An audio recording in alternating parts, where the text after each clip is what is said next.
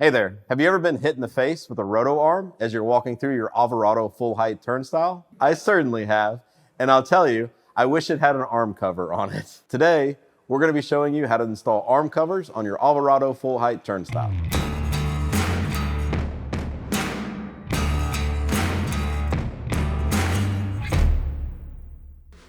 I'm Grizz with the Turnstile crew here at Avant-Garde. We bring you the best tips, tools, and products to keep your organization secure, up, and running. If you find this video helpful, hit the like button and subscribe to our channel to learn more.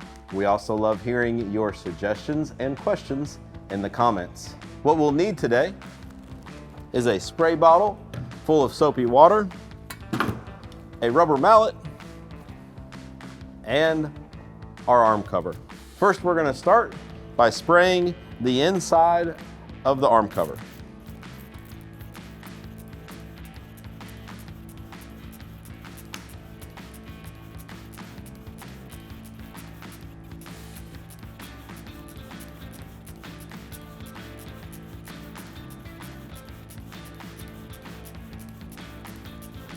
That should be enough.